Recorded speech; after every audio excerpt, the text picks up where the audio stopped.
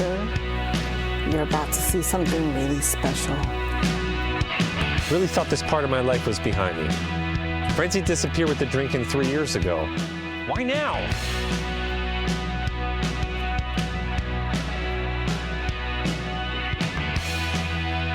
This makes no sense, and I'm right on the verge of freaking out. Back from your life. These people can be animals. What you burn. Thingy's out. Some bitter things you should never. Good cheese. Learn. Wallow through the days. Remember, cosplay's not consent. So here's to me. Congratulations, me. Yay, me. This would all be so much easier if I was hammered. Hammered. Won't be there anymore. You can take away the anger, but you leave behind the pain. It's your soul I will. New ventures are always scary. Till I'm melting Blah, blah, blah. Something positive and uplifting.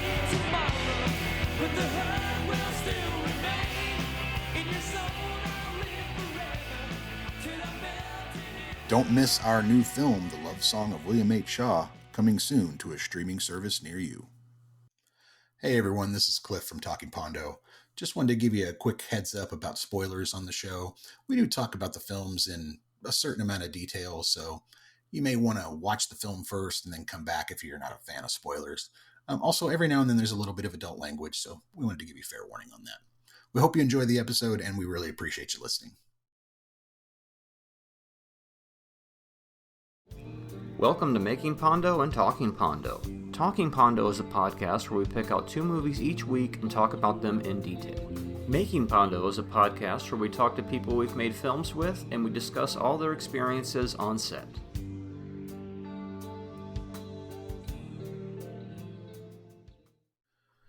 All right, and we're back. Talking Pondo. We are back. Once again. It's amazing. It's a milestone today. They always are, but today really is. And why is that? It's episode 30. 3-0. You know how we like to talk about the episode number in the preamble. It's not as exciting as it used to be when it was all jumbled and shit, but 30. Now, 30, yeah. It's pretty cool. Yeah, 30, yeah. Wow. And I guess you guys are relieved we won't spend the next 2 minutes deciding what the episode number is. So you're welcome. Maybe predestination all over again. Still, that one, it's still how many weeks later, and keep doing callbacks because, wow. Yeah. What I did enjoy the movie. What did we have for the 30th episode of Talking Pondo today? I'm Marty, by the way. We don't always introduce ourselves. That's true. Yes, he's Marty Catola. I'm Cliff Campbell. We're from Pondo Enterprises. We make films, and on this podcast, we talk about them. Last week, Marty gave me SLC Punk, and I gave him The Holdovers. Yes. You know what I like to say over and over again? How could these 2 movies have anything in common? Oh, they totally do. They're both about going off to college in a way. It's strange how that theme was in both. I'm like, wow, we picked 2 movies at random, and then 9 times out of 10, it seems like there seems to be some sort of commonality. I don't know if it's a subconscious thing or if you go looking for it, you're going to find it, but it's interesting. Oh, I like to say interesting on the podcast a lot, I've noticed. Oh, My 2 favorite words are interesting and mm-hmm. So, see, I'm aware of it, so I'm going to try to... Mine is fantastic. Every movie that I love is fantastic. And I always emphasize fantastic. And I say cocaine in a weird way. Listeners, I apologize. It's just how I say it. Leave me alone. So, which one you want to talk about first? Oh, I guess we'll do the older one first. Not the one that's set furthest in the past. But Even though they both are period pieces. Let's start with 1998's SLC Punk, a movie about 1985, as opposed to The Holdovers, a movie from 2023 set in 1970 going into 1971. Well, interesting. They're both period pieces. Yeah. So SLC Punk, what is this movie? I didn't remember it that well. So SLC Punk. So SLC Punk is a pretty straightforward plot. It's basically, let me give you the IMDb plot. So in the early 1980s, Steve-O and his friend Heroin Bob are the only two dedicated punks in conservative Salt Lake City. And that's the basic premise of the movie. Although basically what it's really about is these two it's these two kids who are living in a sort of a 80s Ronald Reagan, here come the nukes, mindset of nothing matters, everything's going to fall apart, so let's just be nihilistic and worry about ourselves. And it's kind of a character piece. They meet people, move through things, and then eventually it becomes, there's some serious consequences. It's that type of movie. It's not the movie where you can really explain the plot structure very well. To do so, you'd have to kind of explain all the scenes or sequences in the movie. But it's basically about a kid he's in high school. He's a punk. He's rebelling against everything. His dad wants him to go to law school. He's a rich kid. He's a rich punk rocker, silver spoon and a paper plate type of kid. Yeah, and they're both good students too, which is interesting. Right. He's a good student. His friend's very smart. They're punk rockers, rebelling against everything. And his dad's trying to get him into law school in Harvard. And the kid's got the grades to go, but of course he's, fuck you, establishment, blah, blah, blah. And what's he going to do? And that's basically what the movie's about. And they're in Salt Lake City. And they're in Salt Lake City. So it's extra. 85 in Salt Lake City. That's a extra oppressive. Yeah. So they can't, they're living in the place with 50% Mormons, as he likes to say, and even how they have to go about getting their alcohol. Is such a trip. It is interesting. Yeah, there I say it again, interesting. Now it's funny when I say it because I know I'm saying it so much. All the fourth wall breaks. I'd completely forgotten about that. The majority of the movie is just Matthew Lillard carrying the persona through and taking you through his strange world. Back when I saw it half my life ago, which is fucking weird to think about, and then see it since. Talk about viewing things differently at different ages. Back then, I was kind of disappointed with the way the movie ended. Like, what? So you're just going to sell out and that's the whole thing? Now I watch it and it's like, oh, the seeds are there from the beginning. He's got the grades. They're good students. They're just going through this thing. It's a phase. They don't really know what else to do. They're posers. Yeah, he talks a lot about posers in the film and comes down on him, and he ends up being a poser. Yeah, it mirrors the hippie generation. His same thing his dad said. His dad says in the film, "I didn't sell out. I bought in." Right. And that's what the kid does. He buys in. He buys into a system, the same system that he's rebelling against. That's what the movie's kind of about. And start to realize that. Yeah. I empathize with that piece of it because I think all of us, in a way, have these idealistic views of life, and eventually you have to you can't break the system, so you buy into it and you do your best to make the best you can out of what you have and what you're trying to give. And whether that's you had a leg up or not is just okay. Sometimes you're just born lucky,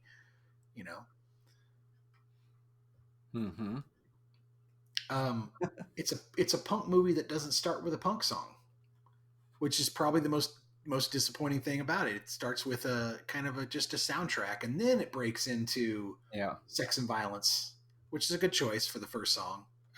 But it's if you're going to come out of black, you need to come out of black to even over title credits with a punk song. It's a punk movie. Don't give me strings and pianos and so on, right?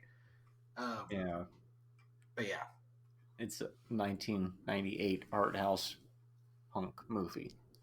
I think it's aged better though. Back in the day, I didn't care for it as much, even though there's a lot of parts to it where, remember we were talking about swingers and the video game scene, and it's like, oh, that's real. That rings is true. And we knew a Mark, didn't we? Not quite. His name was Malik. Yeah, and I won't say his last name, but yeah, we knew him. We knew him, Malik, a guy who wanted to hang out. He was older. He wanted to hang out with younger people. He had a lot of money, and he was weird as fuck. And he had the laser. One of those guys. He had the Laserdisc collection. He had the 3-chambered bong. He had the surround sound stereo system. He had the, you know. See, this is Pineapple Express before Pineapple Express, right? You got to hang out with the guy for a bit. Oh, I got to show off all my stuff. Or it goes back to Half Baked, right? Oh, come on, man. I got my bong out, you know. You just want to grab your shit and go sometimes. And oh, that's very funny to think about. But that was one of the things that stuck out at me when I saw the movie years ago, was like, oh shit, talk about a common occurrence. Yeah. How did they hit it so on the head where it's this guy from overseas and he just loves this Laserdisc collection and he's showing it off to us. I remember we watched, didn't we watch like History of the World Part 1 on Laserdisc? Yeah. And Pink Floyd's Pulse, I think, or something else. I can't remember. I mean, you know, that was state of the art back then. Now, obviously, the way the Mark character goes down in this movie is not anywhere close to, you know, just a person that we knew that happened to like nice things. But it is funny how when you have to conglomerate different characters and scenarios from life to create, you know, scenes in movies like this, like these slice of life, and so many things ring true, you know. They have a lot of, you know, loose gunplay, and there was never anything that extreme, but it does give me memories of, you know, years ago of like, oh shit, yeah, when you're so, not necessarily like the punk lifestyle, but when you're just kind of living on the fringe and you're hanging out with people who are, you know, probably kind of crazy. Crazy shit happens. And so that's one of the reasons I kind of enjoyed the movie more now, where I'm like, yeah, there's a lot of bullshit, but there's a lot of truth in there too. So it's kind of weird, you know. I found very little of it to be actually representative of any punk scene that I was in as a kid. Right. Yeah. And I grew up kind of right. 86, I think, was when I started. So 80, it would have been right after 85. And look, that's the cleanest two punk kids I've ever seen in my entire life. Yeah, they're like in dudes, right? There's like one point where they're like sitting at their whatever loft or wherever they're living, and they're eating cereal in their long johns, and those long johns are just like crystal white, been bleached. Like, you know, what, did your mom come over and drop those off for you? Like, you know, most of the punks I knew were pretty sweaty and smelly and broke, and you know, these the other that's people what I was, in their group were those type. Yeah. Well, that's what I was referring to, is kind of like rich punk rocker, you know, silver spoon, paper plate, you know, that type of thing. Which of course makes sense why he buys in, and you know, why wouldn't I? You know. I just, the story made more sense to me now that I realized, oh, that's what this is. This is from the rich poser kid point of view. And also with the extreme oppression of, you know, having to drive all the way to Wisconsin to get the alcohol. Yeah. Well, it's just, I loved the classic acid overdose story where he's, he had 100 hits in his pocket and he was running and they got wet. Of a 90s movie. Yeah, that's classic. And you know, and if you've ever run around in those circles, you've always heard that story about that guy who somehow, you know, stuck his hand in the wet stuff or blah blah blah, and now he's, you know, he lives in a dark room and freaks out with light. I loved Shooter McGavin as the dad. I thought that was hilarious. Yeah. This is like a punk Clerks with narration. Yeah, yeah. It has these long-winded speeches, these long monologues, these long back and forths, whether it's him breaking the fourth wall and talking or somebody else. There are these, you know, there's that whole chemicals speech in the beginning where he's just talking and 3 fucking minutes, you know, and you're just, boom, camera on him, you know. Talk about keeping the small casts in relatively few locations. Yeah, it's a movie that's like a series of speech. It's like Kevin Smith meets Quentin Tarantino. It's like a movie series of speeches. You can really tell where this guy was influenced and where he was coming from. And then, of course, at some point in the movie, they go to the mall, which is, you know, makes complete sense. It was 1985. It's a period piece about 1985 that was probably shot in, 97? So there had only been 12 years of a gap. So they could still easier to pull from articles of clothing and whatnot that would still probably have better accent. Well, the punk just wasn't super accurate. Like those sort of hair colors were very rare. When they go to that punk show, that kid's playing a '90s like Ibanez guitar, and the punk sound is more like late early mid '90s type of West Coast kind of revival punk. It was just like, you're doing your best to kind of emulate this, but it just misses with the fine details of anybody who lived in it or was around it or anything like that. And I'm not saying I was the biggest punker in the world. I'm just referring from what I know. Back then, I never saw anybody play it. That's a metal guitar he's playing. Like I don't remember a lot of them playing that type of guitar. It was usually Telecaster or Strats or some kind of weird, walked up crazy ass guitar, Gibson knockoff or some shit like that. I noticed that Matthew Lillard's character and his father's character, especially when they're sitting in the car together and they're having that back and forth, that he really is his father's son, right? They kind of share a lot of the same personality traits. And so I was like, oh, this totally makes sense where this is going. They're setting that up better than I realized. Yeah, it's funny to listen to him extol, like he talks about how much he hates America, but at the same time he extols its virtues at every, how America came up with that first, how dare you? And then 5 seconds later, America sucks. It's doing all this terrible shit. It's just like, hey, it's classic. He starts to realize it as he goes, right? He has his conversations with his hippie friend. Talk about anarchy. That's anarchy. No. I really felt that scene with Mark where he goes nuts was just basically like that Boogie Night scene without the white Night Ranger music. Yeah. Without Sister Christian in there. It felt like that scene, And then one day, that was the last time we ever saw Mark. It's like, that's so true to life. But it's like, that was it. Never saw that motherfucker again. Yeah. I thought it was fun that there's that Vandal song again. Yeah. From Dudes. He's a cowboy. Mm-hmm. Yeah. And this kind of is a spiritual successor to Dudes in many ways. A decade later. I did finally like the point where they got to the point where they started talking about Nazi punks. That was something that was prevalent when that nailed it, where they were just like, fucking Nazi punks, fuck off. You see Nazi punks, you go fuck them up immediately. Like you don't hesitate. You don't talk to them. You see skinheads, you just beat the shit out of them. Right. That's how that goes. You get a bunch of friends together, you tackle them to the ground, you beat the shit out of them and tell them to get the fuck out of there, grow some fucking hair and don't show back up until they do. You don't fuck around with people like that. Yeah. It's just, and that may sound fucking harsh. And if it does, kiss my fucking ass. I don't care. They go through the whole chain of who beats up who. And yeah, it does. Yeah. Like, the mods get their asses kicked by the blah, blah, blahs. And the new wave guys are just down at the bottom, just getting the asses kicked to them. Listening to Personal Jesus by Depeche Mode. The rednecks storming their parties. I'm sorry, I'm making myself laugh. I lived through that, and that's pretty accurate. No, when I was first taking notes, I wrote "blink and you'll miss it," but no, he's pretty much the whole movie. Jason Segel. Oh, yeah, and to see him in this, I totally forgot. And he's my favorite. He's honestly my favorite ploy in the movie. Is the fact that he's dressed up in this, like nerdy ass golf uniform, but he's the most violent son of a bitch in the entire movie.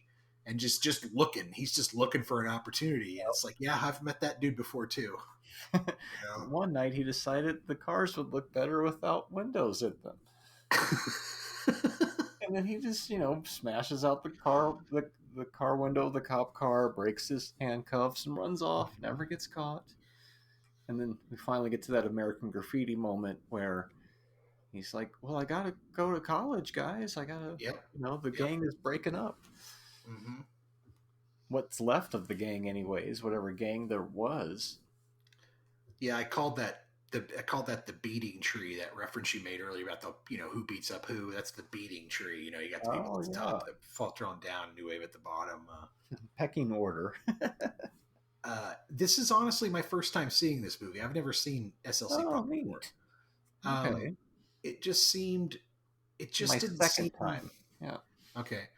It just didn't seem that great to me. It seemed like it just missed on what it was trying to do. It was a lot of monologues, a lot of dialogue. It was shot well. It looks good. Yeah, and I give Matthew Lillard credit. He puts that movie on his shoulders and just carries the son of a bitch with those fourth wall breaks and the monologues. But it just seemed like he's got a lot to do. I was like, if I want to watch Bright Lights, Big City in Salt Lake City with punk rockers, then I guess I'm watching it. It's SLC Punk, but it seems to be the same thing, That's why I understand now why I never really went back to it. But now coming back to it about 25 years later, it's probably not one that I'm throwing on again anytime soon. But there was some moments this time that I took away, and like the Jason Segel performance. Yeah, it definitely had some good stuff in there. Yeah. So I'm not letting the ending, as convenient and wrap up as it was, kind of spoil some of the earlier moments this time where I'm like, oh yeah, of course, dude ODs, and then the next thing you know, right, I'm going off to Yale or Harvard. Harvard, yeah, I'm going off to Harvard. But like you said, he was just the poser that whole time. So. It had a weird acid focus to it, which was interesting, and they did some interesting stuff with the whole acid experiences and things like that. Oh yeah, the tripping in the park, and I thought that was just well done. The way he used his visuals and the way he shot that moments. Those are those best parts of the movie, or when they exactly they hit that okay. I remember that's the 90s. Stuff that I really enjoyed. Yeah, I I didn't so much enjoy the giant monologues and there were these weird scenes of, hey, let's have sex in the middle of the punk rock club. It's like, I guess that happened, but. Oh yeah, some of that odd staging early on. Well, we were talking about that scene earlier where they're trying to do an approximation of the club. Yeah. You can make all the Anchorman movies and stuff like that you want, but you can never replicate the actual 80s themselves because they were just earnest and they didn't know they were doing it. Mm-hmm. And out comes the 80s. I don't have any other explanation for it. And so they tried, but like you said, it felt more like 1997. And then you also have this, for lack of a better term, banging sequence going on off to the side that they're cutting back and forth between. And it's like, it's a little artificial. And I understand he's breaking the fourth wall, so you're allowed to kind of have that fakeness to it. But overall, that was probably one of the fewer scenes that was kind of weak compared to most of the time. They got their set pieces pretty good. They probably didn't have a whole lot of money, I'm guessing. Do you know what the budget was on this by any chance? I don't. Wouldn't have been too much, I don't think. It didn't have a very good box office. It only did 300,000 worldwide. Yeah, it was a small release. I remember. It was probably pretty straight to video, where it probably did pretty well from what I remember as far as being a blockbuster and seeing. Yeah, I rented it. All the salt dunes and whatnot. It's very desolate and eerie backgrounds for some of the movie. It's that like, is it like that in person? I think I might freak out if I was in a place like that where it's just, maybe that's the point though, just you're staring into that void. And did Mormons really think that that's like a version of the Dead Sea, and that's why that salted river? Is that really what's going on in Utah, or did that movie just point out something to me there? Why won't the car sink? Because it's a salt lake, dude. It doesn't sink; it just floats. It's indicative of their entire situation. There was one shot in the film that I thought was probably the ballsiest, and that's where they had Matthew Lillard do a quick scene in front of a temple in the street, from what I understand, filming in front of a Mormon or LDS temple is a pretty big deal. They discourage the crap out of it, and that's I think probably why the scene was like 45 seconds long and it was over. It looked very run and gun. Yeah. For an indie film, I thought it was really visually polished. It looked a lot better than it sounded, and I think where it let itself down is its sound mix was not good. There's points where the music doesn't ride correctly, and it either distracts or the volume. It could have been more dynamic. There wasn't a lot of separation. Everything seemed to be on the same level. You know what I mean? The same audio level. So the like when you go to the party, the background track of everybody talking is almost at the same level of the people that you're trying to listen to, and the music's right there too. And it's like, what? Okay. And I think that kind of pulls you out of the movie a bit. Well, I understand that. How mixing of its time. Mm-hmm. If you had seen this movie 25 years ago, do you think you would have felt differently about it if you had seen it then?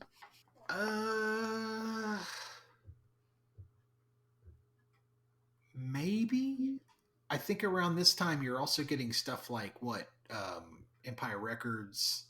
Yeah, this is just like a little after all that stuff. Yeah, you're getting some other stuff that, some other Kevin Smith stuff. I think it would have been, which is what it is, very, very much Kevin Smith derived. Yeah, so this is post-Swingers, but pre-Matrix.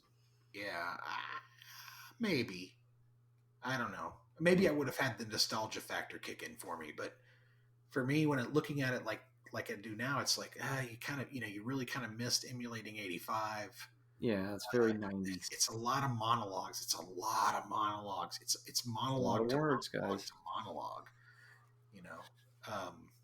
So it's and not in a good way, but in like a way where you're like, dude, are you still talking? You've been talking for 2 minutes. It does do some interesting stuff. It looks good. I'm not trying to shit on the whole movie. Like, I think if you haven't seen this movie, you should probably watch it, especially if you like punk movies and that type of stuff. Yeah. But whether or not you're going to like it's kind of hit or miss. It depends. Yeah. In true indie form, it doesn't seem like they had somebody telling them what needed to be cut out of the movie or what needed to be shortened, so you get those full length. Yeah. Well, and the movie's only 97 minutes. So it's pretty short, which is why I feel like they sort of maybe expanded some scenes with some extra dialogue or maybe some padding to kind of get it there. I don't know. Maybe I'm wrong. Yeah, because it's not so much a story as it is just a series of slice of life events. Yeah. Like leading up to some decisions that, It's definitely a part of in that respect, it's a complete opposite to the other movie that we're about to talk about. That's true. It's a complete opposite in that regard. So this director decided to take a bunch of different ideas and plot points and things, mix them together, shoot, vignette, tie them all together and make it a movie. Yeah. So that's what you did. Not shitting on it. I mean, people do that all the time, and it works. So this one for me just didn't work. On a scale of 1 to 5, with halves included, what do you give it? You give it a 2. 2. I can understand that. That was my old rating as well. 2. Over time, I'm giving it a 3. Just because I like how they swung for some fences in a few spots, and there's a few things where I was like, okay, if I take these little pieces that I'll remember, well, then I forget about all the other stuff I didn't care about. But it's also not really something I'm popping on again necessarily. But like you said earlier, worth a watch if you're interested in this genre. Yeah, I mean, and 2 may be a little harsh. I mean, I could probably even go 2.5, honestly. I don't think it's a 3-star movie, but it's somewhere in that middle of the road, worth a look, interesting kind of piece, especially in that genre of, there's not a ton of punk rock movies out there. So, that one definitely deserves its place in the Pantheon. And not many about Salt Lake City punks, 1985.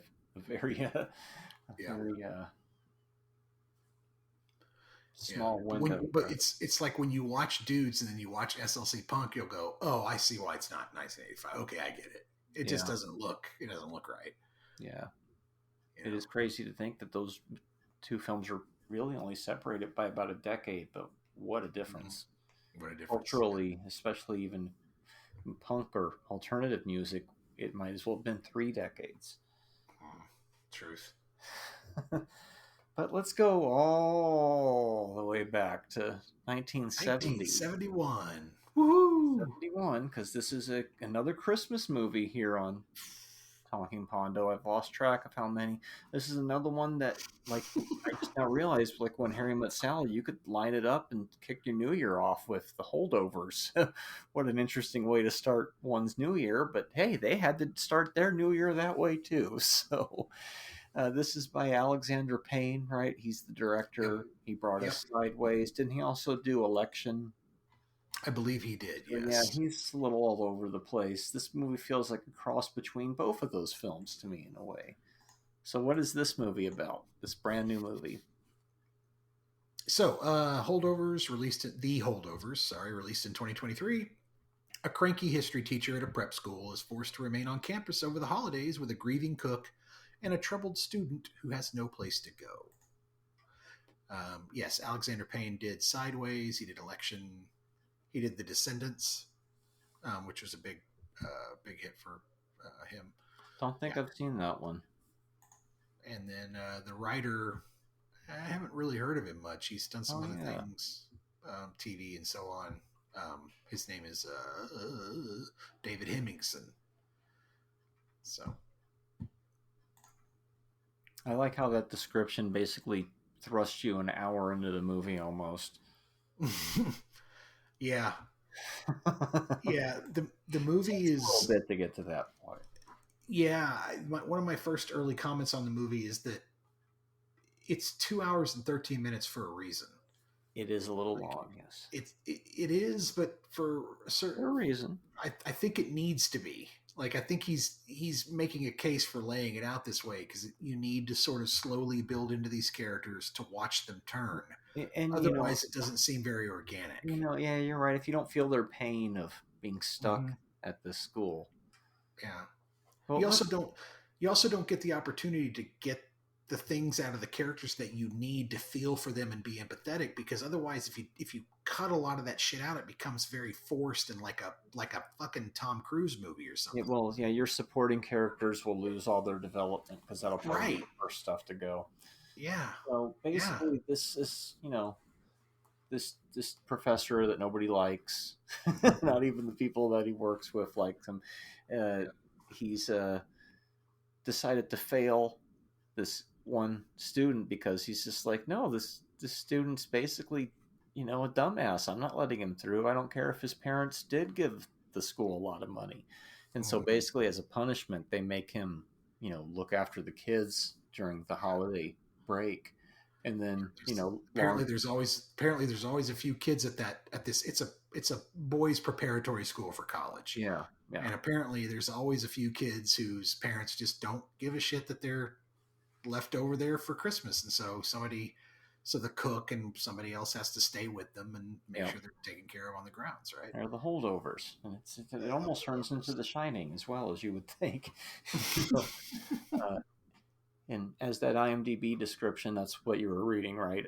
It blatantly gives away here on this spoiler-filled show that it just ends up being the one kid and the professor, because the rich kid football player, right? His dad shows up with the helicopter and takes him away and takes the other kids away too. The asshole kid and the two little kids that were kind of there.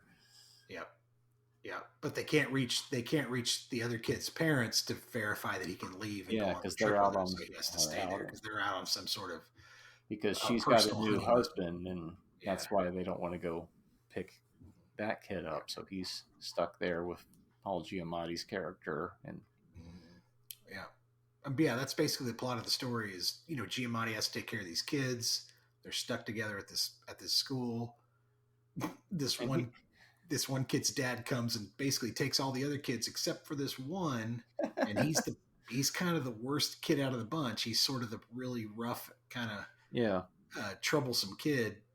He's And of course, too Giamatti's old. He should furious already about it. be out of school. Yeah. Yeah, Giamatti's furious about it, but they can't reach his mom and dad, or his mom and his stepdad, because his mom and his stepdad have left him there because they're going on their honeymoon after 6 months of being married. Yeah. It's one of those moments where it's like, oh, could this get any worse for these characters? And then it does, you know. It does. And so I can see why they describe that as the plot, but it really takes almost half the movie to get to that point. Because you don't, if you go into the movie not knowing anything about it, that's just a little bit of a surprise when that happens. It's like, oh shit, these characters are gone. Yeah, now it's just the three of them. Yep. And the third one being the cook who, her son, she has lost her son the year before in Vietnam. Oh, that's right. And, he basically went to school there, but he got free, he got free tuition at that school, and so he was known, and they had a service for him, and of course, it's her first. I think it's her first Christmas without him, so she's really that had just happened. Yeah, that's really rough for her, and it one of the things I love about the film right off the bat is that it uses all the old logos and lead-ins. Oh, that's right. So right away it sets the not tone. All of its credits at the front, but a bunch. Yeah, dude, it has the MPAA warning is from the 70s. There's still end credits to the movie, but yeah, the focus feature opening seems like a drive-in opening. It's these old classic Universal logo. Yeah, the classic Universal logo. It all begins and to try to set you. 1.66 ratio. Right? Did you notice that? How there's like little bars on the side of the screen through the whole movie, because it's like, oh, they're purposely trying to give that old feel. Although they really only add the graininess in the opening and the ending. They don't. I thought it was fine. You don't need to make it like a grindhouse.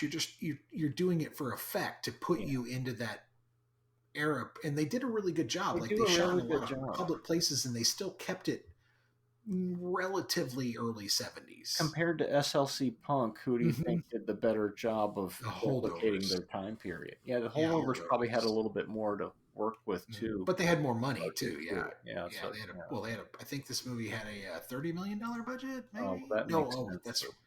No. It doesn't say what the budget was. Well, by keeping it relatively simple with just a few sets, once again, and few cast members, they could keep their wardrobe and set dressing relatively simple. The Jefferson Airplane poster in the dorm or whatever it was, it's like I've seen that in some modern clip art collections, so I don't know how buzzword of the moment anachronistic it is or not, but they did a very good job of, for somebody who was not around in 1971 to say, yeah, that's 1971, sure.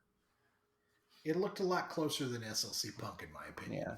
I like the color-wise, especially movies you see from that time period, and they have that kind of coloring in this movie. Had that. Yeah.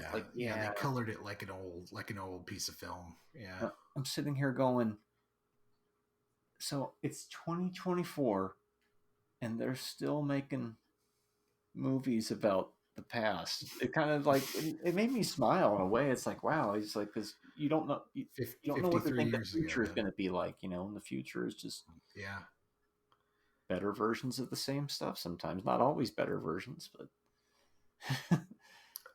one of the things I noticed was, man, I got to be honest with you, I miss smoking in movies.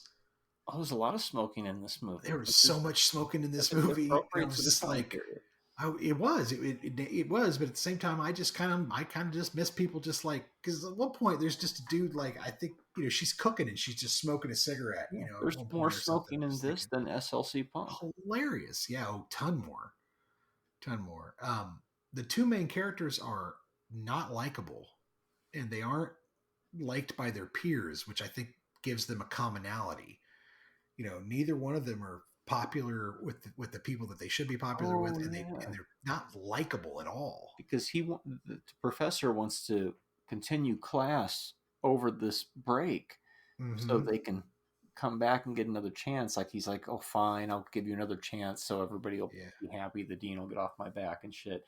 And then that kid who is the last one who gets held behind, I really should start writing down character names, but I'm trying to do better about saying he, they, that, this. I'm trying to actually use the words. That kid says basically, no, we shouldn't do this, and then like he makes it worse on the rest of the class, essentially, right? Because he opened his mouth. He says, yeah, that's kind of ridiculous. You do this, and he goes, okay, well then I'll just take it back in the grade stand. Yeah, I'll just take it back. Yeah, but instead he ends up offering them a makeup test and then averaging the grade, which means if you got an F the first time, you get an A, you get a C, which is like, thanks, Dick. You know, one of my few notes. What is an F plus? Because one of the kids gets an F. What is an F plus? Yeah, almost a D-minus, guy. That's just an insult. It's a fucking insult. Yeah, that's just a rub. An F plus. I thought one of the things I kept thinking throughout this movie is how good an actor Giamatti is. Yeah. And I think he's just bound for an Oscar at some point. Like he's been nominated twice. He did. He's been nominated twice now, and I think he's just if he hangs in there and finds two more roles like this, he's gonna nail it. Yeah, they'll give he's it just such a good fucking actor. You're like, well, that was good, but he really should have got it for insert this movie title, right? Or whatever. Yeah, that's probably what'll happen. He plays that type of teacher that thinks that their whole job is to be able to like best the student no matter what it is. Like, oh, don't ever admit you're wrong. Don't ever concede any ground. Always attack, always make the kid, feel lesser in the conversation. Always make sure they understand that they're wrong. He thinks he's doing the right thing. Mm-hmm. He does. He comes from that old school, thought process, right? But what am I no wonder you're afraid of women. No, that's not it. One of my notes on this is that when I'm watching this movie, I just don't have much to say. Oh yeah, I barely wrote down anything. I just kind of got washed into it. Yeah, it moves a little slowly, but it needs to in order for the character growth to seem organic. It does everything it does really well. It's shot beautifully. It's well acted. There's just not much to fucking complain about, or not even to complain about, but to really, it sucks you in and you forget to even think about that you're watching a movie. You're just watching these guys, these people go through this holiday period. And it's really, really well done. And it's one of the few similarities to SLC Punk. It's just that slice of life. There's not a lot of plot to get in the way of the story, right? It's just kind of, you're moving through and then, oh, that's all that it was. And it's like, well, yeah, that's all that it was trying to be. That's all that it needed to be. And a way that's refreshing that films like this can still go to the theaters and do well and get received well. It's funny how people jump on the bandwagon of superhero movies, ruined everything and took up all the space. That's just what was popular at the time. It could have easily been sci-fi or Western or anything else. That's just somebody made some good superhero movies and then everybody else made more. And there was just happened to be the one that there was so much of. But superhero movies are done for other things. I mean, if Hollywood hasn't figured it out yet, but nobody wants to see, unless you come up with something really good, right? Nobody wants to see it anymore. You've run it you've run it into the ground. Unless you can get something on the level of Endgame, fucking don't bother me. Don't call me. I don't want to see it. Right? Always what happens with those genres. Something hits, they make a shit ton of them, and then it gets burnt out. Back in the 90s, when things like we've been talking about before, all those quirky indie movies that took off, and it allowed all the other quirky indie movies to be made. And now where are we? Now the superhero thing is burning off. Maybe there's a return to do a little bit more of this. I don't know if it's ever going to go back to that heyday where it was actually profitable and, it's just going to be the same strategy of buying up every IP you can get your hands on. And it just depends on what hits. Like if Holdovers had made 300 million, you'd be seeing tons of you'd be Holdovers 3. Not necessarily sequels of Holdovers. Walleye goes to camp. Holdovers 3. They would suddenly start greenlighting more stuff. Oh man, it made myself cough. Theaters.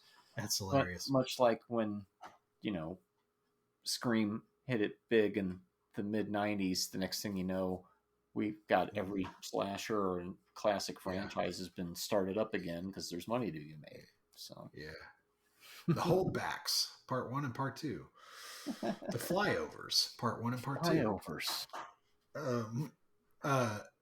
All the adults in this film are either drinking, smoking, or both. Yep. Like it's just straight up like, hey, you want a cigarette? You want a drink? Like it's hilarious. And he can't get one, right? He wants the. It's like Manhattan Project all over again. Why are you drinking? Because I'm not of legal age. But this time I want a Miller High Life, and he can't have one. And of course, what's he do? He gets in a fight with people in the bar, and the teacher has to bail that troubled kid again.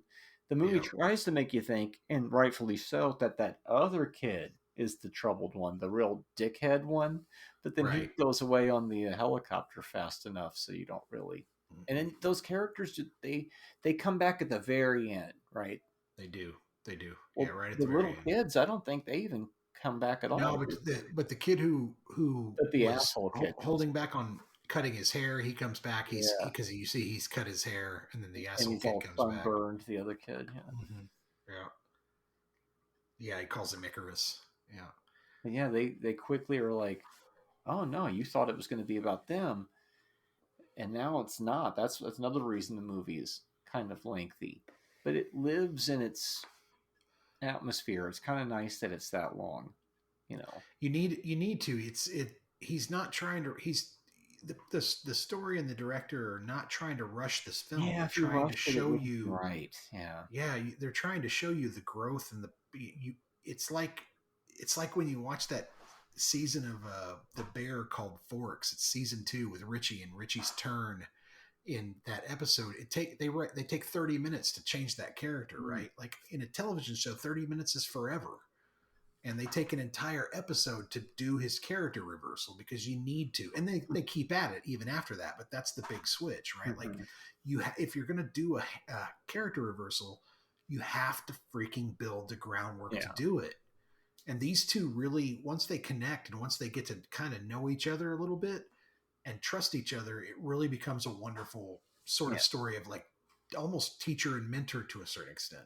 And what we're saying is it's not like Twilight where that literally takes 80 minutes of nothing happening before a plot starts. No, this has plot threads going. It's just totally building, and then here comes another, and it connects with this and builds, and then suddenly that's jettisoned because all those kids are gone, and now it's just the core of the people, and then they have to not get lost in the maze and get frozen. Or I'm sorry, that was The Shining once again. Yeah, no, but these people all have damage, and they all have reason, and they all have goals for what they're trying to do. And one kid's trying to see his father in a mental institution, the other one's trying to keep everything together. The cook is trying to deal with her grief, and also wouldn't mind going and seeing her sister in Boston. So there's all these things at play that start to come out as the whole 2 weeks together unfolds. It's really, really well done. And you know what was smart about the cook's storyline? When she does go to see her sister, they do it all in very brief montage. Yeah. Which I thought was very smart, very good idea, because you can't shift the narrative to her point of view that late in the movie. So they kind of show this happens, and then they go back to the main arc. But you need to spend time. You need to spend time doing the healing part and really show that. Yeah. But you don't even need dialogue or anything, and I think that was the right way to go with presenting that part of the material in it. So well, when she comes back, I'm like, they're not going to shift the narrative, are they? No, they didn't. No. Now when she comes back to that, good. This movie did a lot of, is this going to fucking, for lack of a better term, shit the bed any second now? And it never does. It puts you on the edge, like thinking. There's almost like this suspense of, is this all going to turn really bad? And no, but that's what keeps it interesting. Because I kept thinking, am I going to finish this movie? It's really long. It's got another hour, but then I couldn't turn it off because something else would happen. And it's like, okay, well, where are you taking me now? Just when you're just about to lose me, it takes me somewhere else. Yeah. Now we're going to the party. Now she's having a breakdown in the kitchen Now we're going from the kitchen back to the place.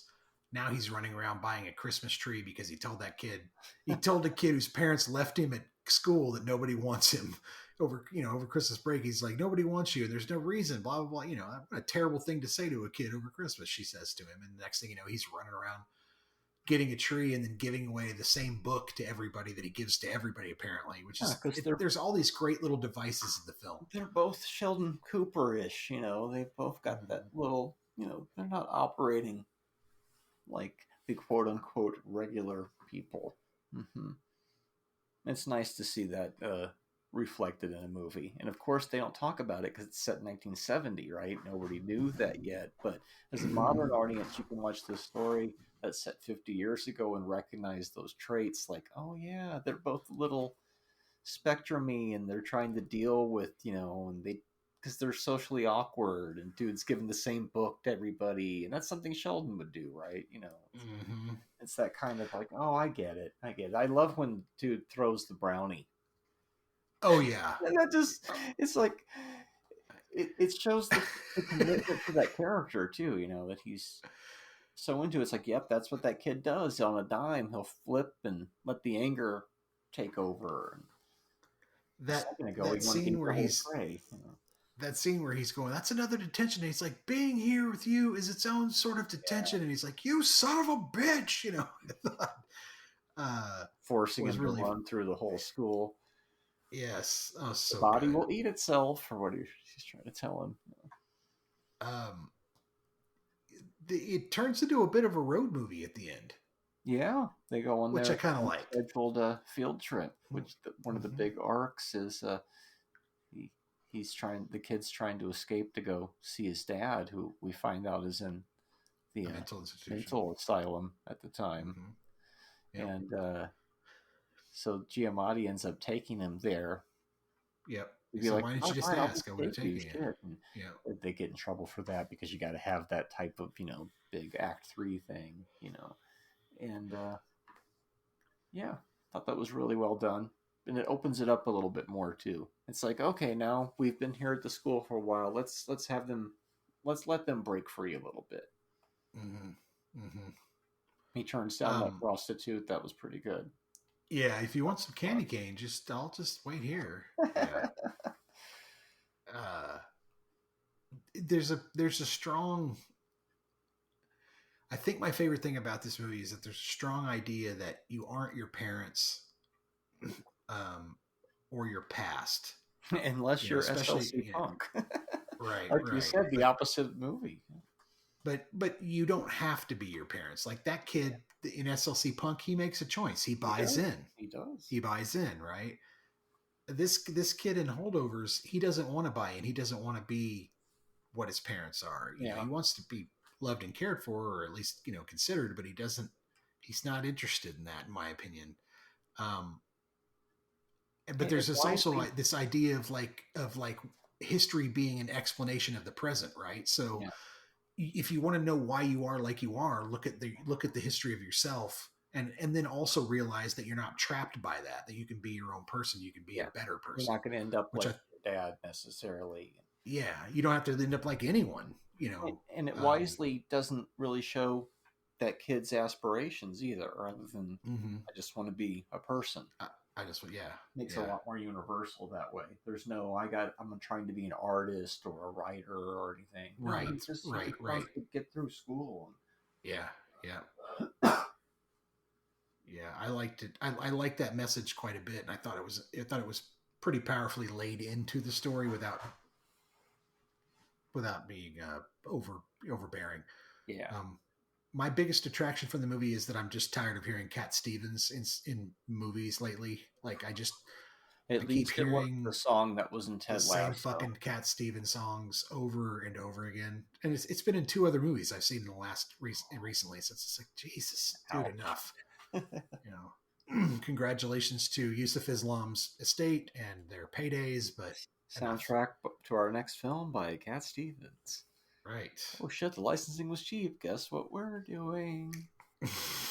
Me and Cat Stevens Crow. Yep, they're paying us. And that's how movies are made. Not always, sometimes.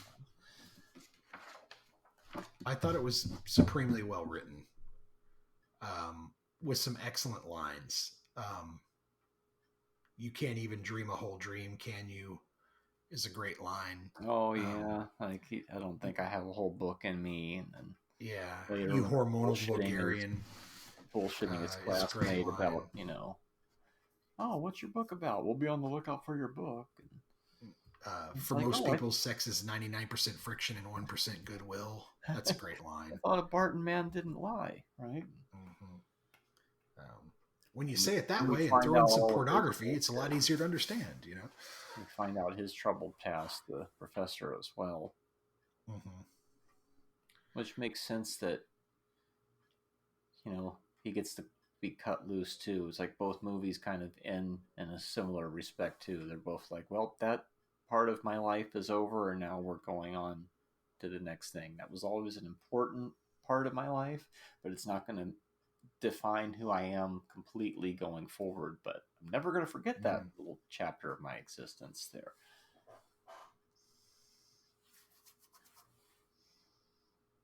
And Holdover 2's next summer.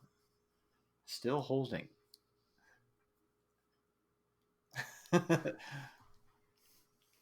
What was that? Walleye's Weekend Adventure? That's a much better title for it. Walleye's Weekend Adventure. That's a good one. Penis Cancer in Human Form would be a good title. That's a good subtitle for part 3. Holdovers 3, Penis Cancer in Human Form. Then it turns into summer school. Yeah. I found it supremely well written. I just thought it's one of those films it's like, it reminded me a bit of Sideways, where, well, yeah, it's not, and not just because of the direction, but just the story too. It's not trying to do much. It's just trying to tell you this story that leads you from point A to point B. Mm-hmm. And it keeps you very interested and locked into what's going on to it, Yeah. It doesn't have some lesson it's trying to beat you over the head with, or it's not some kind of trope-filled by the numbers programmer either. It's just this nice little subdued drama. And there you go. And it's also good that it didn't just come out direct to streamers and forgotten about. If you like this movie, then go back and watch The Late Game if you haven't watched it yet, because there's similarities in the vibe in different ways. I can see what you're saying. That type of one weird situation to the next. It's also, we keep hitting these movies where it's like this person's at the end of some sort of existence and they're about ready to go to a next stage or something. We keep hitting those. So what do you give this one? Seems to be a pretty common theme in the 80s, especially. That's true. Along with losing your virginity, which is probably the most common theme of the 80s. Gotta get laid, this man. one briefly goes into some of that stuff, but not much. No, and it does it in a very good way. It handles it very lightly. Yeah, you think, what's the family tradition when she's going down to the basement? Oh shit! Because they go to this party, this Christmas party, the professor and the troubled kid, and then the woman running the party introduces the troubled kid to her niece.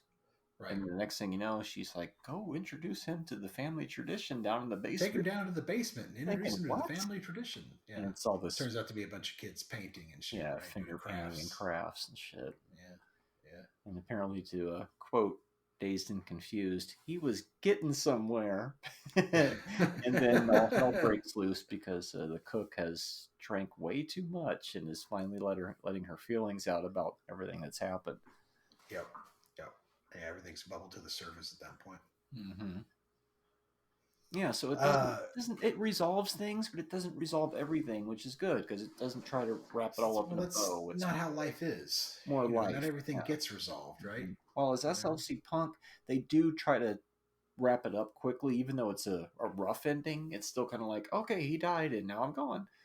Yep. Yep. I'm gonna say. I'm gonna say 3.5. Mm-hmm. I have a feeling you would be almost 4. almost 4. It's not 4 because I won't rewatch it a lot due to the length of it, but it's one of those that if I catch it from beginning to end, I'm going to watch it all the way through and enjoy it. Yeah. I'm leaning to a 3, but I'm 2.5. Really? Okay. I mean, I like it, but it's You put this on the same level as SLC Punk. Wow. I actually like that one a little bit more. Wow. Yeah. Okay. This one is all of its things that it does right are also its shortcomings for me. Because I feel like it is too long, but it needs to be too long. So I mirror your statements in many ways. Like, I would totally watch it if it was on. There's a lot of great performances in it, but it's not something I'm probably going to be like, oh yeah, let's throw the Holdovers on. But if I did, I'd be sitting there. I'm not going to do that with SLC Punk either. I'm not doing that either with that either. So, but there was just a few more. Well, that's why you have them both at 2.5 stars. That's interesting. Yeah. Well, I have. But I would definitely put the Holdovers on over SLC. Mm-hmm. Yeah. You had SLC at 3 stars. Yeah, it's got Jason Segel knocking the window out of that cop car. That's pretty amazing, iconic. That's going to stick with me. His bizarre character in that one. Okay. And it has the Laserdisc collection. I mean, it's a personal reason. I'm probably not throwing on either one, but I would recommend either movie. I would recommend the Holdovers for sure. So, what do you got for me next week? Next week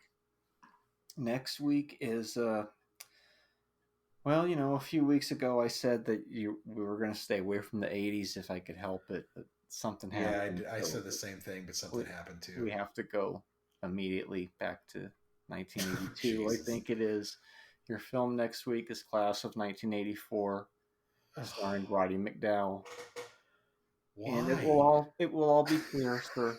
It will all be clear. Okay, you can remember me saying this right now, and then you'll go, "You motherfucker!" But I understand.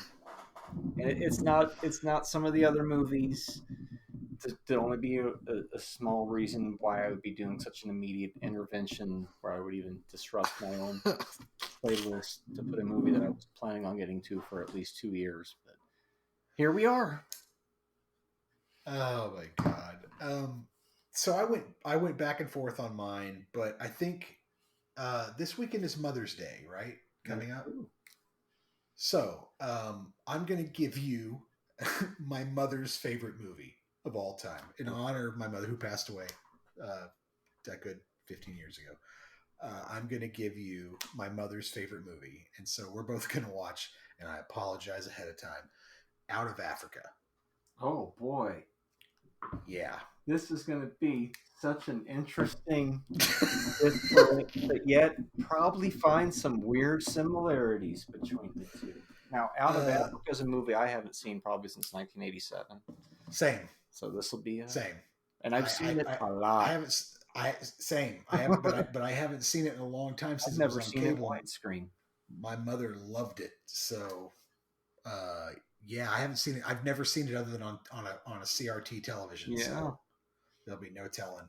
Wow, that was a 2-tape movie for you VHS aficionados, right?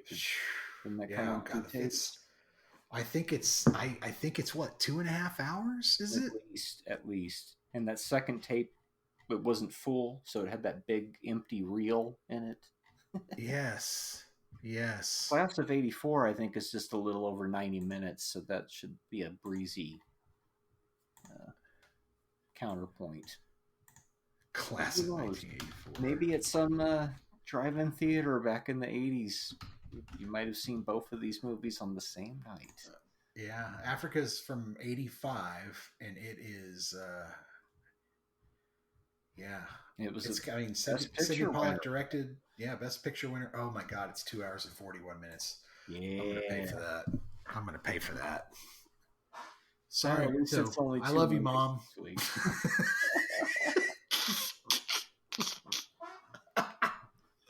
And I'm with a movie that's not very kind to mothers. So no, but we didn't make the movie. We were just watching it. It was so look, I mean, I can edit it at this point, and I can offer you Nate and Hayes, which was her other favorite movie. It's the damage has been done. The damage has been done. All right. We, Well, we'll we save have ripped the Nate Band-Aid Hayes for. off, and now the only way through it is the only way around it is through it. Well, the next Mother's Day, then you're going to get Nathan Hayes, and probably after that Jeremiah Johnson. So I've got your Mother's Days planned for the next 2 years. Stay tuned, 'cause you might be getting Tom Horn. I ain't never had a bug this big, Marty. But next time, 2 totally different movies from the 80s. The decade This we is didn't gonna be- going back to for a while. But This is going to be painful. I don't think I knew what I was getting myself into. hey, sometimes the movies pick us, Yep. All right. Well, till next week. All right. Later, man. Late.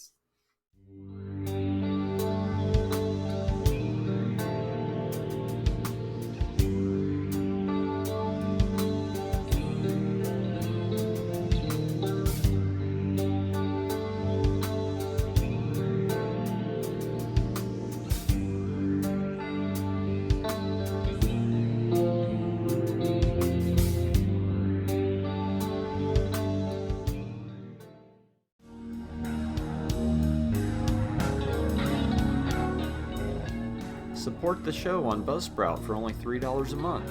Give us a 5-star review on Spotify or the platform of your choice. And be sure to like and subscribe to our YouTube page.